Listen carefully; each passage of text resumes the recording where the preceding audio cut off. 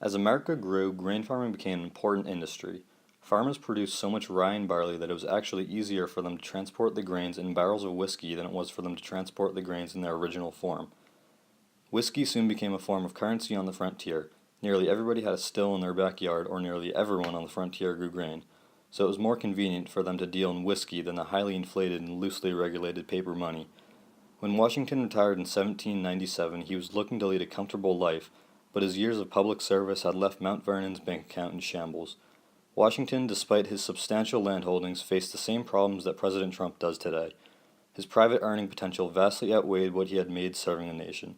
By choosing to be a civil servant, Washington put the well-being of the state above the well-being of his wallet, setting the precedent for future leaders to do the same. Washington's self-sacrifice is similar to the views of state before self-espoused under the idea of Republican motherhood. Washington set strong precedents for the nature of the executive branch in our democracy. One of these instances occurred when he squashed the Whiskey Rebellion. The Whiskey Rebellion started because the whiskey excise tax was met with outrage among America's westernmost rugged frontier settlements. These settlements, largely located in Pennsylvania and upstate New York, were comprised of grain farmers. These grain farmers often used whiskey as a currency. The whiskey tax, therefore, threatened their way of life, causing them to become outraged. Ironically, the whiskey tax hit large whiskey producers like George Washington would soon become at a lower rate than the smaller producers because the large producers were allowed to pay a flat rate instead of the per barrel rate that the small farmers had to pay.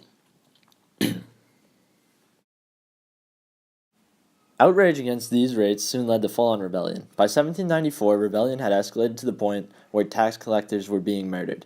The actual rebellion happened to be short-lived, as Washington was able to raise an army of 13,000 militiamen and the rebellion quickly dispersed. The Federalist narrative of a strong central government was promoted by Washington's commanding of the army against the rebellion. Shortly before Washington retired in October of 1796, James Anderson, a Scottish immigrant, was hired as Washington's farm manager. After all, Washington wanted to enjoy a leisurely retirement. Anderson grew up on a farm in Inverkeithing, Scotland. When he was 21, he became a farming apprentice. By the time he was 22, he was managing the estate of his master's uncle. After 3 years in that position, Anderson established his own farm, complete with several mills and a whiskey distillery. Anderson later immigrated to Fairfax, Virginia, where he was forced to start at the bottom of the economic ladder once again. He rented a farm for 2 years before working as a farm manager for several different bosses. By the time Washington hired him, Anderson was a highly skilled farm manager. After working for a few months, Anderson approached Washington with a proposition. He wanted to build and manage a whiskey distillery. Washington, despite not knowing anything about the liquor business, gave Anderson permission to establish the distillery. After all, it wasn't the first time Washington had delegated to a more than capable underling. During the Revolutionary War, Alexander Hamilton and the Marquis de Lafayette were both highly successful aides to Washington. Washington's gamble on Anderson soon paid off. The distillery became the most profitable of all of Washington's side businesses, including his gristmill and a commercial fishing business based on the Potomac River. Washington supplied his distillery with grain from Mount Vernon, but when demand for the whiskey increased, he was forced to buy grain from other farms in order to meet demand. Leftover mash from the stills was also used to feed Washington's pigs, which Polish tourist Julian Niemcevich remarked in 1798 as being so bulky that they could hardly drag their bellies across the ground. He later went on to say that the pigs reminded him of the fat Dominican priests of his home country. According to the Mount Vernon Ledger, in 1799, the distillery sold $7,674 of whiskey, which would be worth over $200,000 today. Washington, cautious to set an example, did pay the excise tax on the whiskey he produced. In 1798, the tax bill for the distillery was $332. The nearly 11,000 gallons of whiskey produced at Mount Vernon in 1799 made it the country's biggest producer of whiskey at the time.